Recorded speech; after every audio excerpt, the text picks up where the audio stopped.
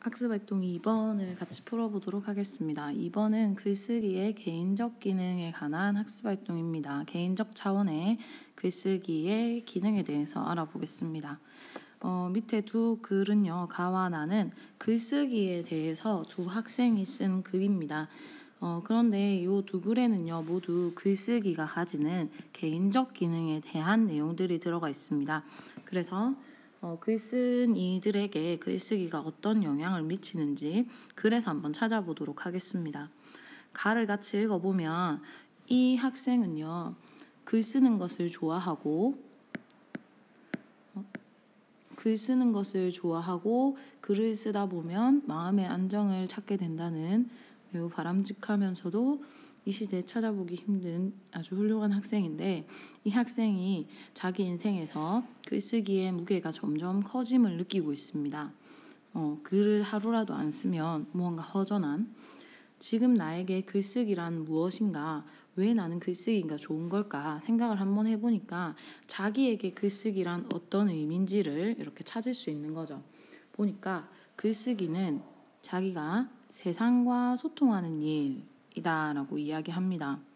세상과 소통하는 일, 개인이 이 사회에 일어나는 일들을 보면서 그 일들을 글로 쓰기도 하고요. 자신의 생각을 내기도 하고, 그리고 여기 밑에 읽어보면 나와 관심사를 공유하는 사람들과 글쓰기를 통해 만나는 일이 무척 즐겁다라고 이야기를 하면서 글 그 자체로 세상과 소통하고 있음을 알 수 있습니다.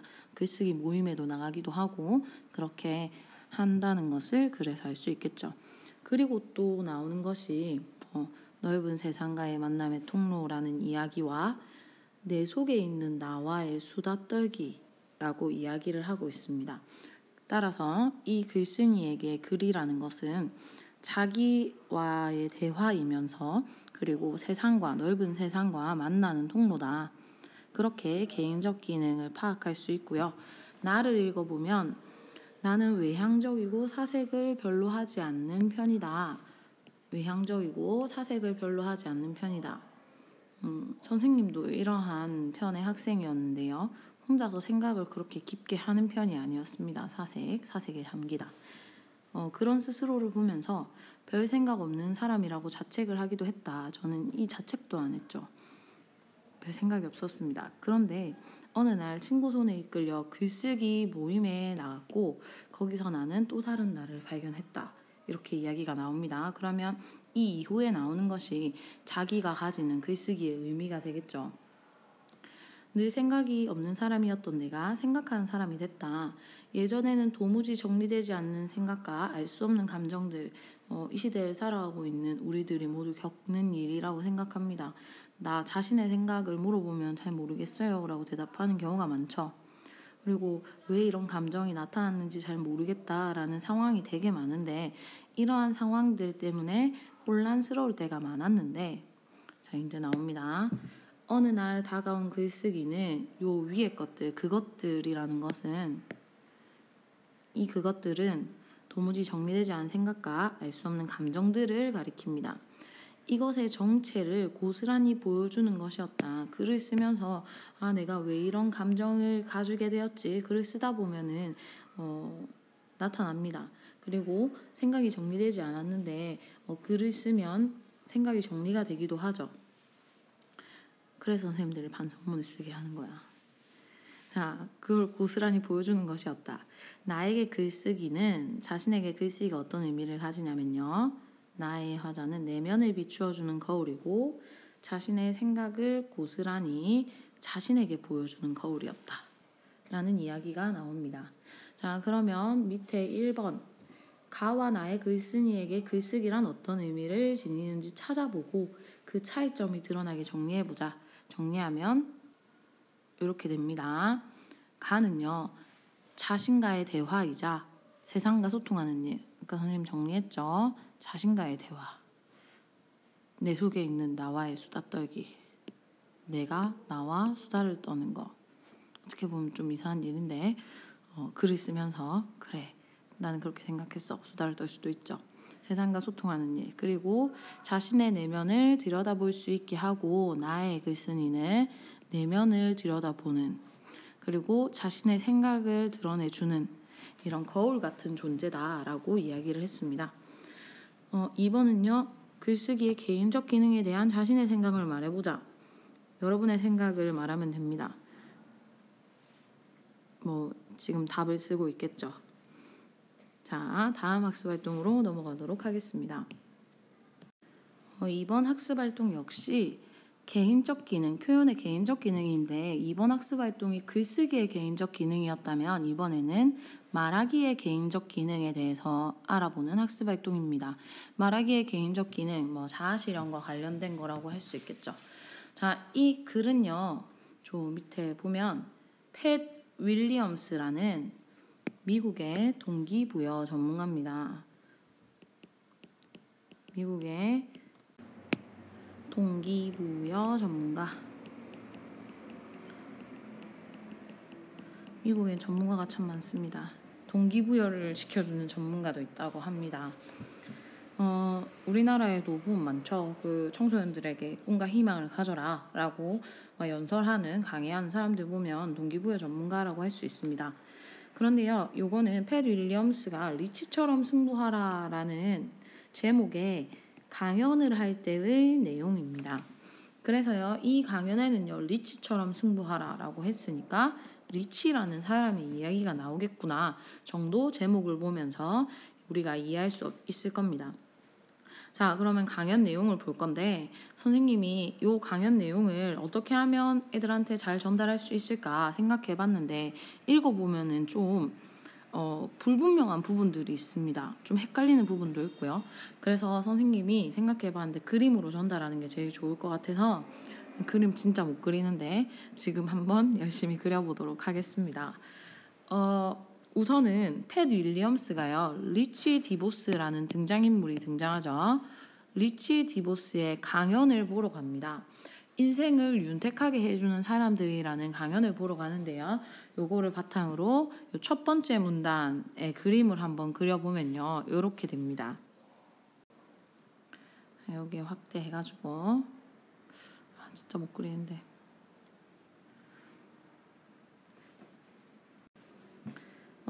리치 디보스라는 사람이 리치 디보스야.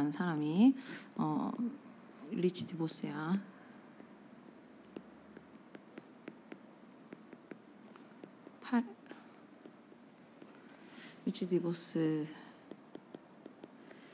사람이 강연을 합니다. 강연 때 단상 위에 올라가서 강연을 하는데요. 요 강연의 제목이 뭐냐면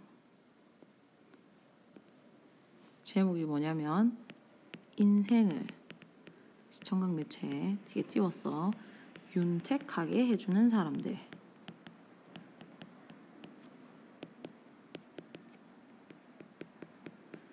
주변에 있어. 인생을 윤택하게 해주는 사람들. 나 같은 사람 아니니? 이렇게 강의도 올려주고. 자, 인생을 윤택하게 해주는 사람들이라는 강연을 하게 됩니다. 강연을 듣는 사람들이 있어야 되겠지.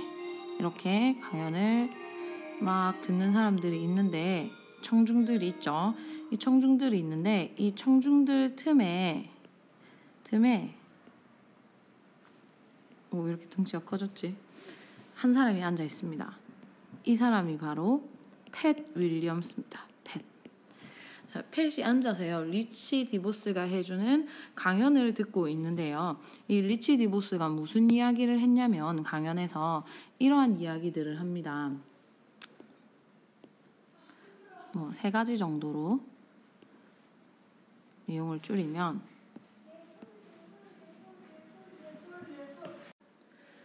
여기 보면 요 부분부터 어떠한 내용들이 나오냐면 말과 행동으로 세상에는 이런 사람들이 있다 하면서 말과 행동으로 남의 꿈을 훔치는 사람들이 있고 자존감 도둑 알지? 넌 절대 그 꿈을 이룰 수 없어. 뭐 이러면서 딴 거 다 찾아봐. 포기해. 뭐 이렇게 남의 꿈을 훔치는 사람들이 있고요. 뭘로? 말로. 그리고 또 어떤 사람들이 있냐면 그 옆에 나오죠. 남들이 자신의 꿈을 더욱 충실히 추구할 수 있도록 자극하고 꿈을 충실히 추구하도록 뭘로 자극할까? 말로 자극하고 또 격려하는 사람들이 있다. 말로 하는 사람들이 있다고 하면서 그리고 마지막 부분에는 이런 내용의 강연도 했다고 합니다. 어떤 교사가 결손 가정의 문제 학생에게 선생님 제일 무서워한다. 대드는 학생 대들지 마라. 그래서는 안 돼. 자, 문제 학생에게 말로 용기를 줬더니 이 문제 학생이 의사가 됐다. 이런 교사가 돼야 되는데 의사가 됐다라고 하면서 이 용기를 준 말의 중요성을 이야기하고 있습니다. 자, 이렇게 리치가 인생을 윤택하게 해준 사람들이라는 강연 내용으로 이제 이 사람들한테 얘기를 했다, 맞죠? 이게 첫 번째 문단의 내용이고요. 이렇게 강연을 듣고 나서 강연이 끝난 뒤 나는 하면서 나오는 부분을 우리가 한번 생각을 해보면요. 강연이 끝난 뒤 나는 출입문 앞에 서 있었습니다. 출입문. 자, 뭐 어디 출입문일까? 아메이 창업자. 돈 많이 번단 말이야. 아메이 창업자. 리치 디보스 강연을 하는데 얘가 한번 읽어보니까 어떤 내용이냐면 사람들이 들어갈 때는 이런 생각으로 들어갔다는 거죠. 막 들어갈 때는 어떻게 하면 이 지금 아메이 창업자니까 돈 많이 버는 방법을 들으러 가자 이렇게 생각하면서 여기 들어갔다는 거죠. 들어갈 때는. 그런데요, 나올 때 사람들의 얼굴을 보니까 사람들이 막 감동받아가지고 막 눈물을 흘리기도 하고요. 막 가슴이 찡해가지고 막 이미 막 눈에 막 별이 하트가 뿅뿅 와 대단하다 막 이러면서 밖에 나오는 걸 봤습니다. 그러면서 이 사람들이 나올 때는요 이런 말을 합니다. 아 감동이다. 저 위에 아까 그 교사처럼 나도 말로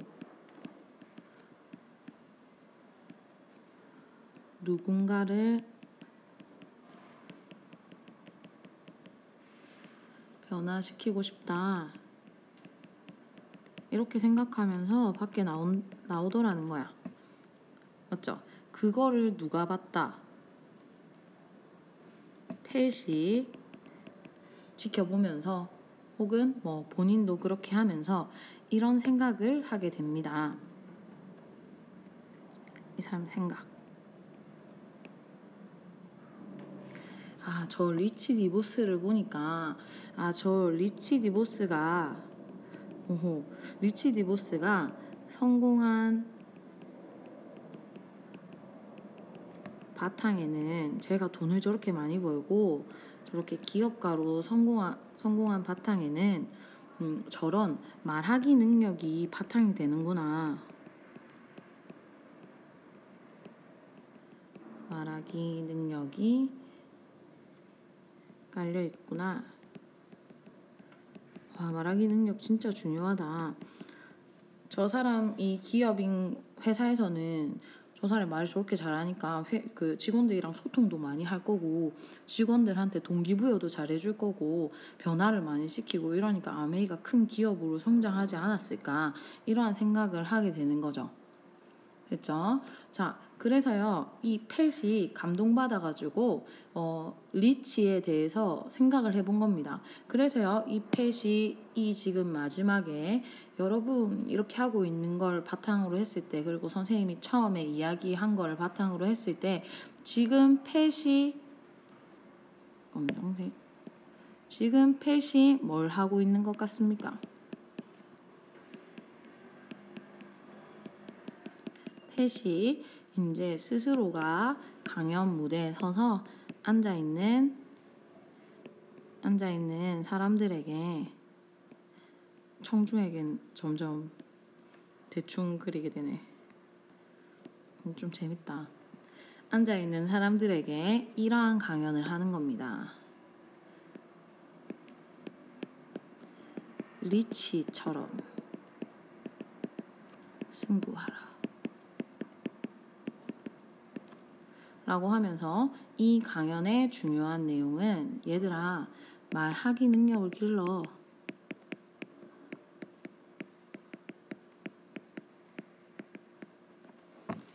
이런 지금 강연을 하고 있는 거죠. 자, 그러면 요렇게 전체 글 내용을 우리가 그림으로 정리를 해볼 수가 있을 거고 요 학습 활동의 내용은요 밑에 요 부분에서 정리할 수 있습니다. 선생님 근데 이 학습 활동은 말하기의 개인적 기능에 관한 거라고 했는데 지금 리치는 사람들한테 말을 해서 사람들 대중을 변화시켰으니까 사회적 기능 아닌가요? 라고 이야기를 할 수 있죠. 맞습니다.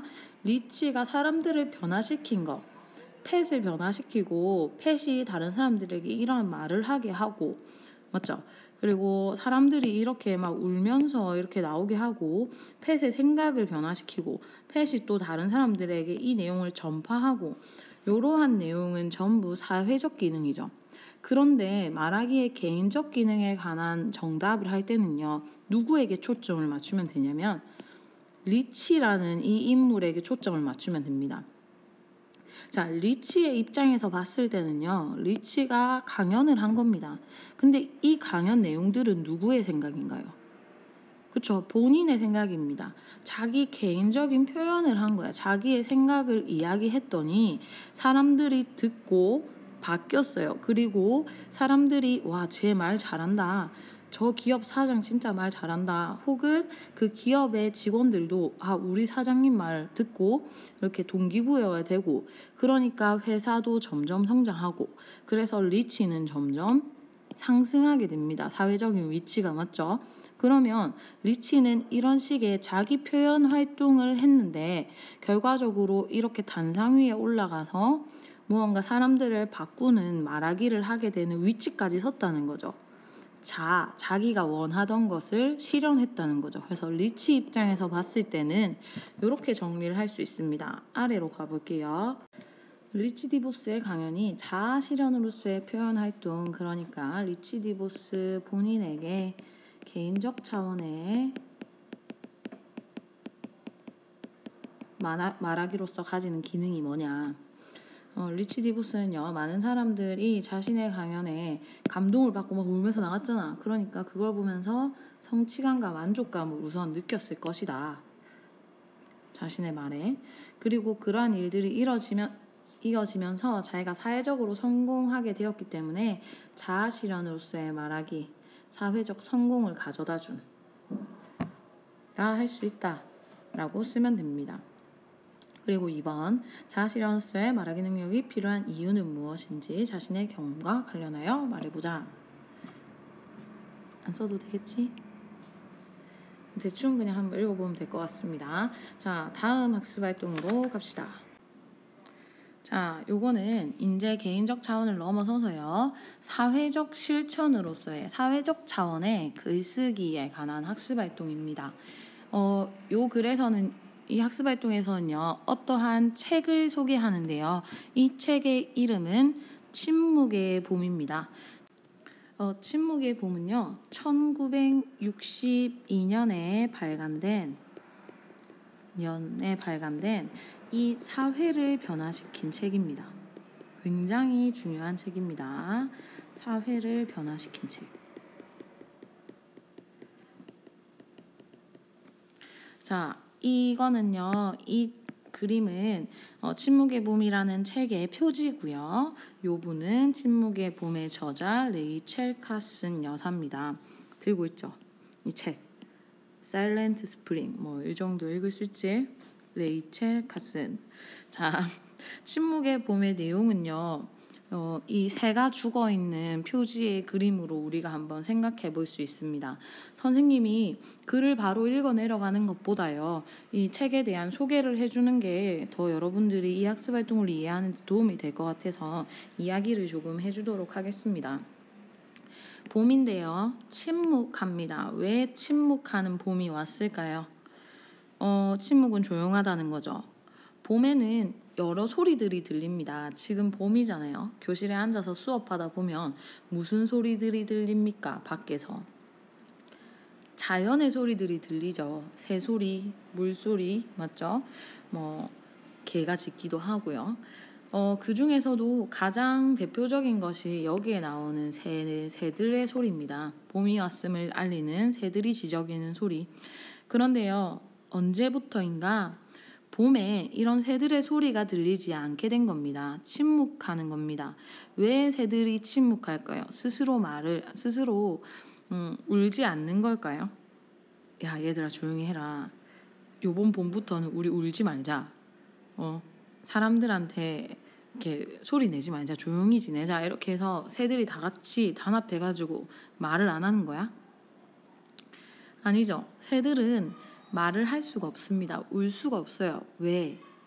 다 죽었기 때문에.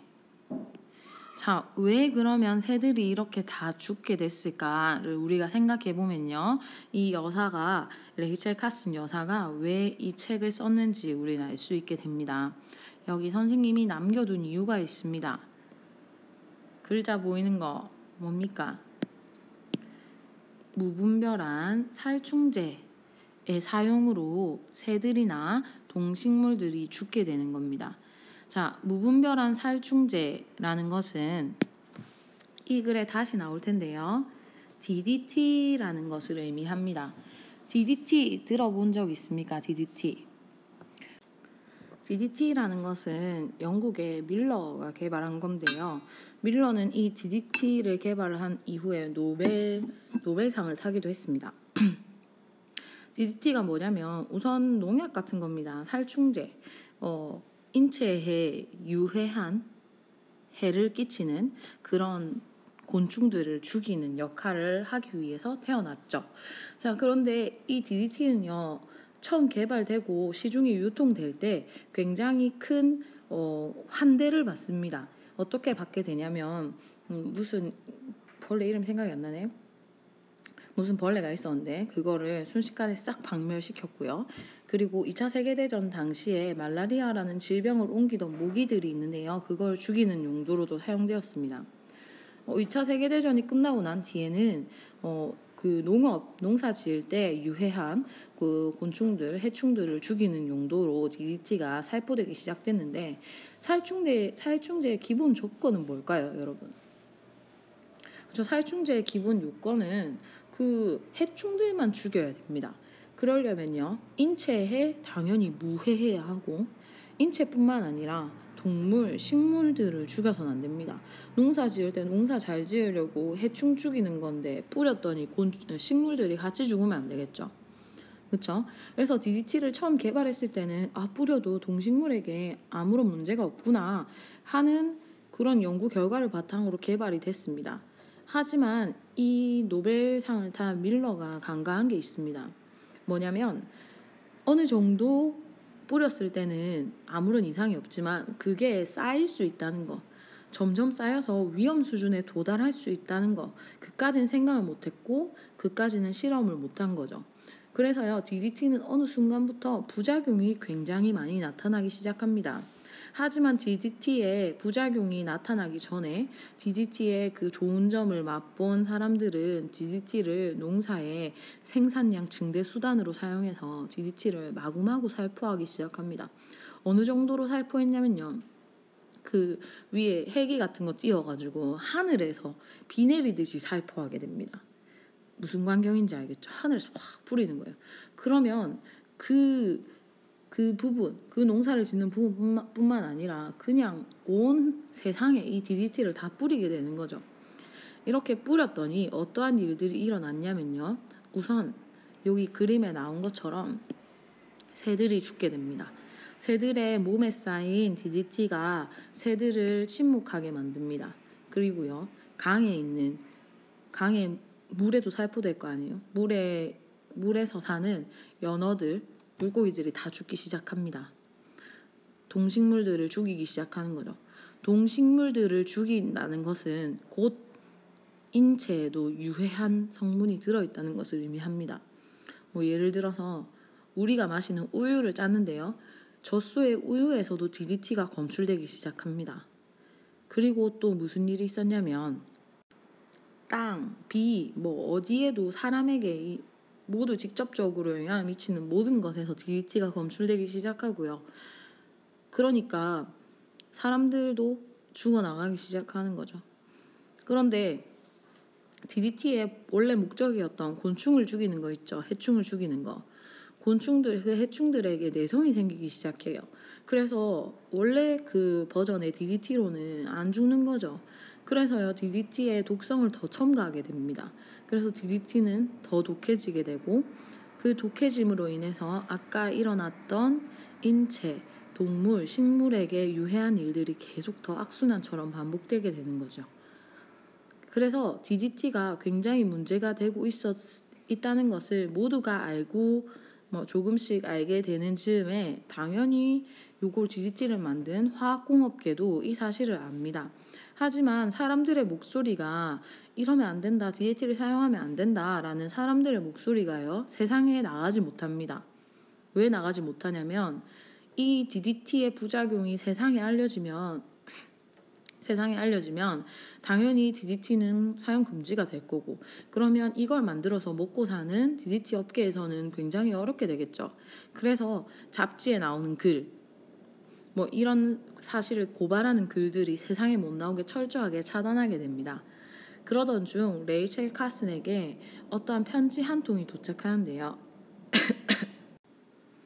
그 편지에는 좀 전에 선생님이 말한 곤충을 뿐만 아니라 동식물이 다 죽어가고 있다라는 내용이 담겨져 있었고, 평소에 DDT나 이런 환경 문제에 관심이 많았던 레이첼 카슨은 진짜 내가 이걸 알려야 되겠구나라고 생각을 하게 되고, 그리고 자료를 수집해서 이 책을 쓰게 됩니다. 이 책이 세상에 처음 나왔을 때는요, 굉장히 반발이 거셌습니다. DDT 업계로부터 굉장한 핍박을 받았는데요. 그런데 레이첼 카슨은 그 모든 것을 극복하고 사람들에게 이 사실을 알려서 결국에 사회가 변화하게 됩니다. 그 과정을 선생님과 함께 읽어보도록 하겠습니다. 이제 내용 알았으니까 쑥 읽힐 겁니다. 읽어보면요. 두 번째 줄부터 언론의 비난과 이 책의 출판을 막으려는 화학업계, DDT를 만드는 그 업계의 방해를 이겨내면서 카슨은, 중요하죠, 환경 문제에 대한 새로운 대중적 인식을 이끌었고, 환경 문제에 대해서 사람들이 관심 가지게 했고, 그리고 정부가 정책을 변화하게 했고요. 정부의 정책을 변화시켰고요. 그리고요, 현대적인 환경 운동을 촉발시키게 됩니다. 그 사례들이 여기서 책이 사회를 변화시킨 사례들이 여기에 나오는데요. 어떻게 변화했냐면 자세히 보니까 케네디 대통령이 나서서 62년에 책이 발간되고 난 이후에 1년 후에 환경 문제를 다룰 자문위원회를 구성했고요. 69년에 미국 의회는 국가환경정책 법안을 통과시켰으며 이 책으로 인해서 암연구소는 DDT가 암을 유발하더라 그 증거를 제시했고 그래서 미국 각 주의 DDT 사용 금지를 이끌었습니다. 그리고 침묵의 봄이라는 이 책을 읽은 한 상원 의원은 국회의원 같은 겁니다. 케네디 대통령에게 우리 자연보호 전국 순례하자를 건의했으며 이를 계기로 지금 4월 22일이 지구의 날인데요. 이를 계기로 지구의 날이 제정되었다고 합니다. 레이첼 카슨 여사의 한 개인이 쓴 침묵의 봄이라는 책이 개인이 쓴 책 한 권이 이뤄낸 성과가 너무 크죠. 전 세계적이잖아요. 지구의 날이 제정된 것. 자, 밑에 문단도 읽어보겠습니다. 1962년 여름 동안 뉴요커에 연재했던 내용을 묶어 9월에 발표한 이 책은 미국 화학공업계에 DDT를 만드던 업계로부터 지난날 찰스 다윈이 종의기원을 발표했을 때 신학계에서 받은 박해만큼이나 큰 공격을 받았다. 그럼에도 불구하고 카슨 여사는 증언해줄 사람 하나 없는 화학물질의 유해성을 고발해서 국론, 나라의 의견을 불러일으켜 다 써줘야 하나? 나라의 의견, 나라의 소리가 나오게 했다는 거죠. 불러일으켜 사회 제도를 변혁했다는 점에서 큰 찬사를 받았다라고 침묵의 봄 서평에서 이야기하고 있습니다. 서평은 어떤 책에 대한 평가하는 글인데요. 그래서 이런 책에 대한 평가를 내리고 있습니다. 자, 그러면 밑에 1번 침묵의 봄이라는 책이 이 사회에 미친 사회적 영향을 찾아서 정리해보자. 이렇게 쓸 수 있겠죠. 자, 위에 나온 내용입니다. 정답들은 보고 쓰면 될 것 같습니다. 2번 보면 사회적 실천으로서 글쓰기가 갖는 기능이 나오는데요. 자, 요거는 앞에 나오는 본문의 내용과 매우 관련 깊은 내용으로서 한번 써보고 정리하는 거 좋을 것 같습니다. 3번은요. 사회적 실천으로서의 글쓰기를 할 때 앞으로 여러분들도 이렇게 사회를 바꿀 수 있는 글을 쓸 수 있는 사람이 되면 정말 좋을 텐데 맞죠? 그렇게 글쓰기를 할 때 고려해야 할 요소를 생각해보자. 너무 거창하게 책을 낸다라고 생각하지 말고 여러분들 SNS에 사회적 비판이 담긴 글 같은 거 쓸 때 맞죠? 그런 거 쓸 때 어떻게 하면 좋을지 이 시국을 비판하는 글을 쓸 때 어떤 걸 고려해야 할까라고 생각해보면 딱 정답 읽으면 이해될 것 같습니다. 사회 구성원들에게 어떤 영향을 미칠 수 있을까 고려해서 써야 하고요. 사회 구성원들이 이거 관심을 가질까? 다들 핫하게 이슈를 가지고 있나? 그런 것들 고려해야 하고요. 주제가 구체적이고 현실적으로 해결할 가능성이 있는 건가에 대해서 고민하고 글을 써야 합니다. 그래야 좋은 글이 되고요. 그 글이 사회를 바꿀 수 있습니다. 선생님도 글을 써서 이 사회를 변화시키고자 한다면 선생님이 다니고 있는 그리고 선생님이 앞으로도 계속 근무할 이런 학교 사회를 고발하는 글을 써서 학교 제도를 고치는 그런 사람이 되면 정말 좋을 텐데 맞죠? 나한테 그런 능력이 있을까? 뭘 고발하면 좋을까? 머릿속에 너무 많이 떠오른다. 학교에 무슨 아이들한테 너무 똑같은 걸 가르치는 건 아닐까? 이런 것들 선생님 고민하고 있는데 내가 이런 걸 지금 고민하기엔 시간이 너무 없어.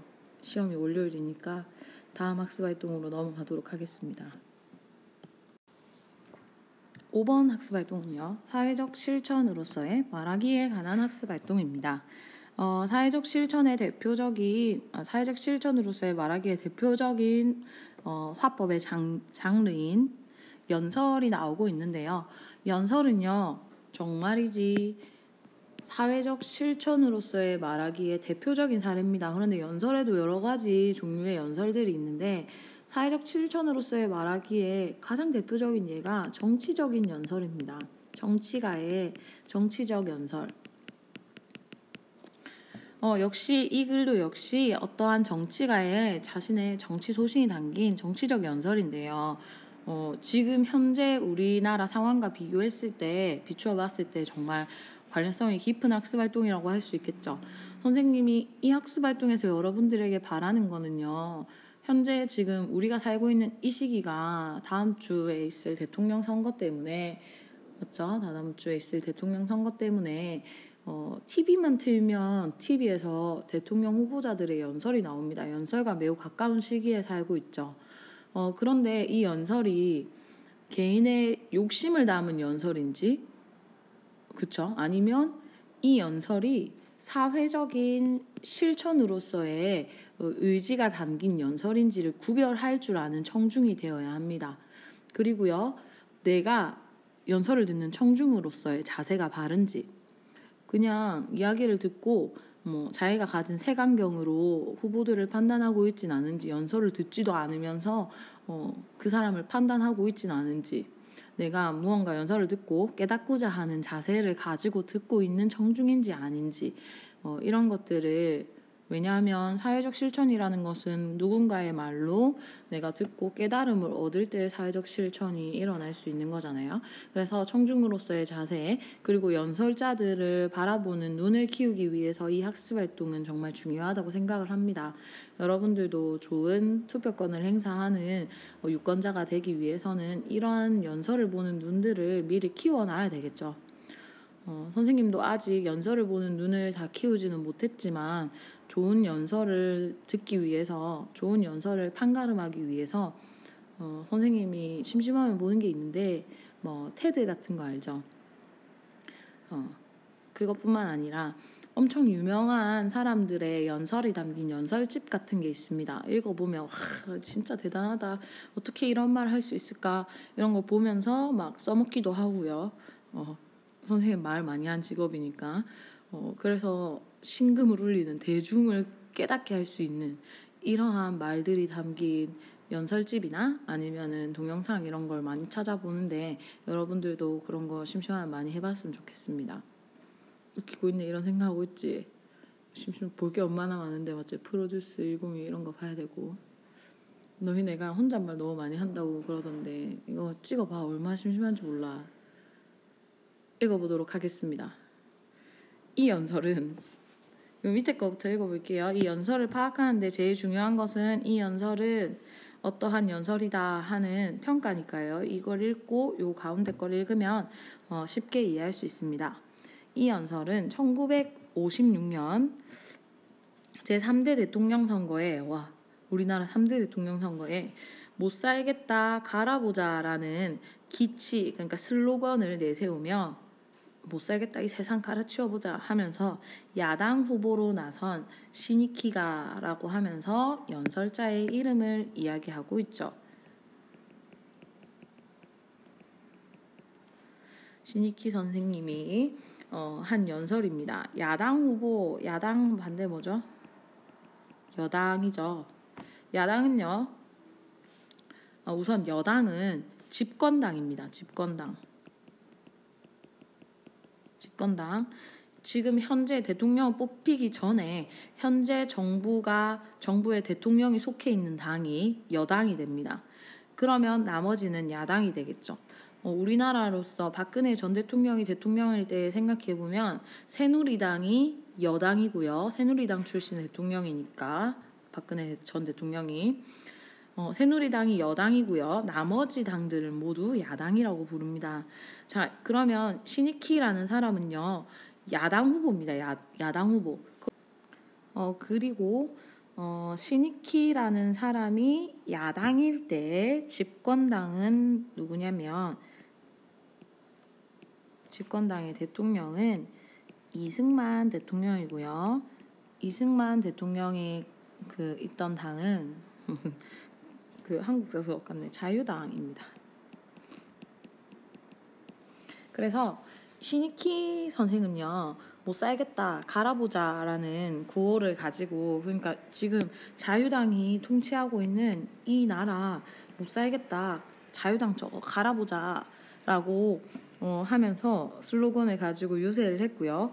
웃긴 게 또 이승만 대통령은요 자유당의 정치 슬로건은 뭐였냐면 선거에서 갈아봤자 별 수 없다. 구간이 명관이다. 이런 말들로 막 선거 유세가 맞붙고 막 이랬습니다.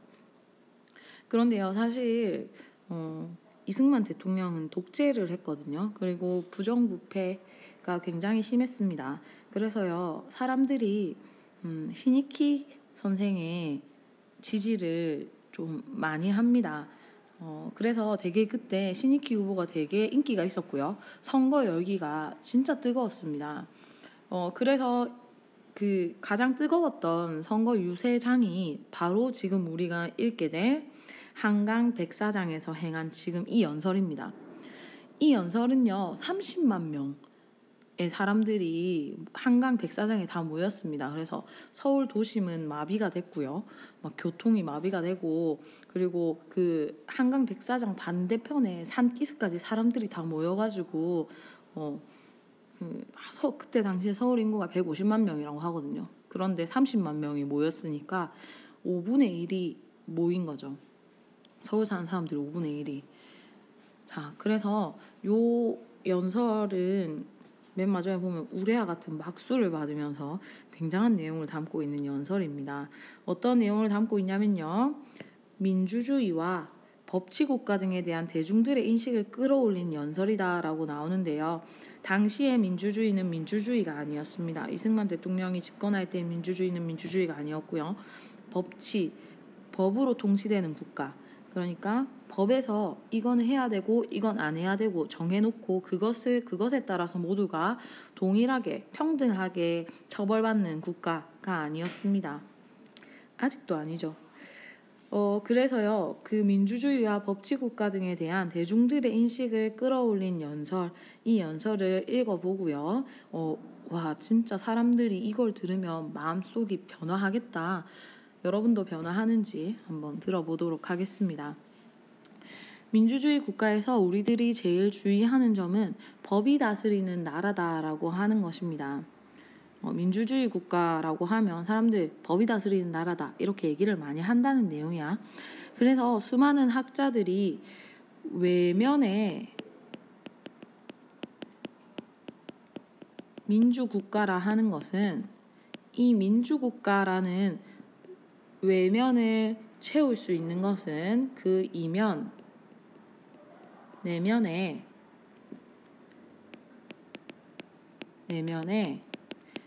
법치국가로서의 모습이 바로 서야 우리가 저 국가는 민주국가다라고 이야기를 한다는 겁니다. 그래서 민주국가라 하는 것이 외면으로 되는 것이라고 하면 그 내면에는 법치국가로서의 모습이 바로 서야 한다. 그런데요, 옛날 지나간 시대에는 민주국가가 아니었죠. 황제가 있던 시절에는요,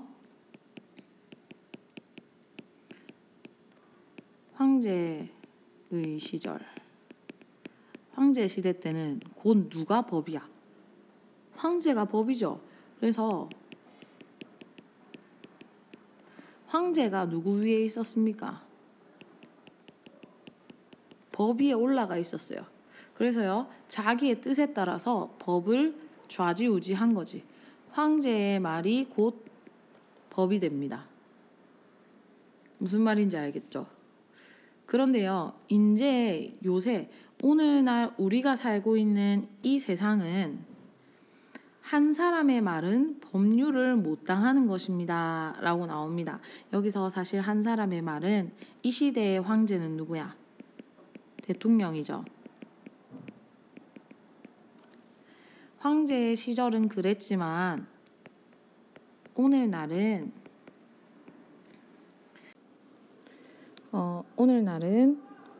대통령의 힘보다는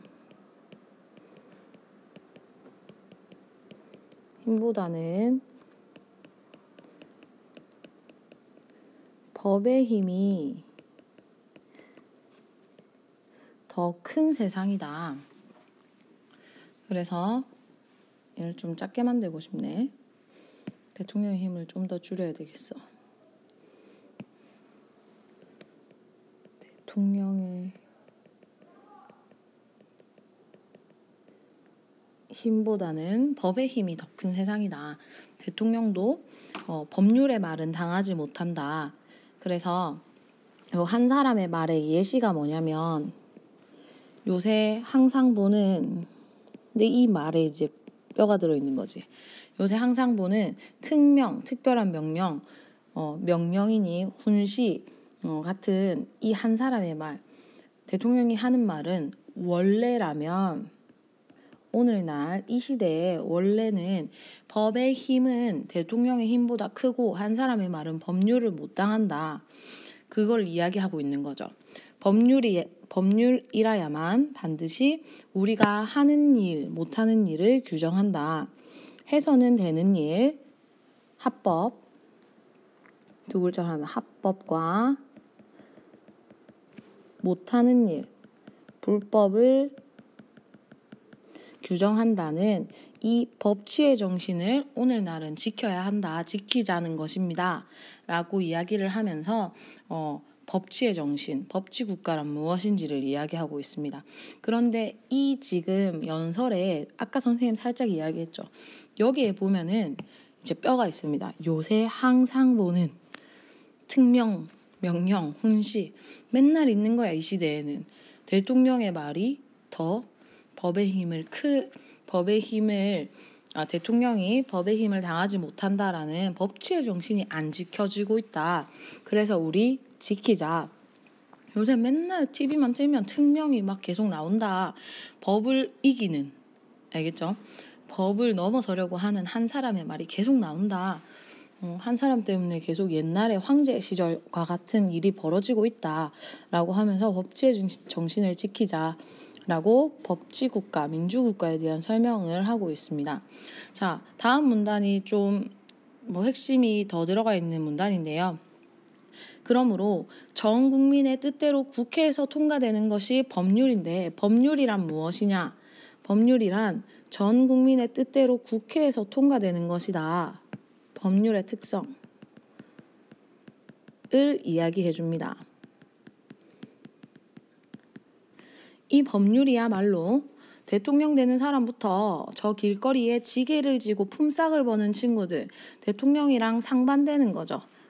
대통령은 굉장히 높은 위치에 있는 사람이고요. 길거리에 지게를 지고 품삯을 버는 친구들, 사회적으로 조금 약소한 위치에 있는 친구들까지 모두 남녀노소, 남녀노유, 늙고 어리고, 남자 여자 늙고 어리고, 부귀빈천, 부귀한 사람, 가난한 사람 아무 구별 없이 법률 앞에서는 만인이 평등하다라는 두 번째 법률의 특성을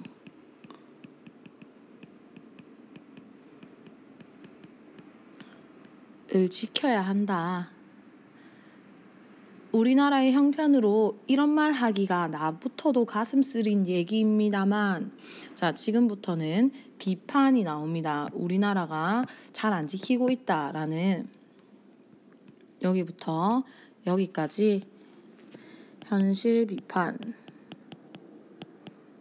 나오는 대목인데, 진짜 읽어보면요, 무슨 현실을 비판하는 거냐면 법 앞에 만인이 평등하지 않은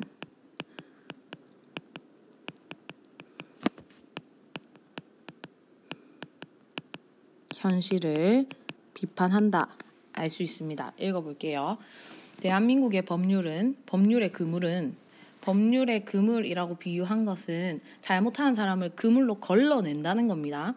그런데 그 잘못을 한 사람들 중에 사회적인 위치나 부귀에 따라서요, 커다란 독수리, 까마같이 제비까지도 모두 뚫고 나가지만 우리 법률의 그물은 헐거워서 커다란 독수리, 까마같이 제비는 모두 뚫고 나갑니다.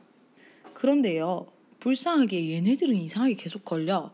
불쌍하게도 법률 그물에 걸리는 것은요, 파리나 모기뿐이라는 얘기가 있는 것입니다.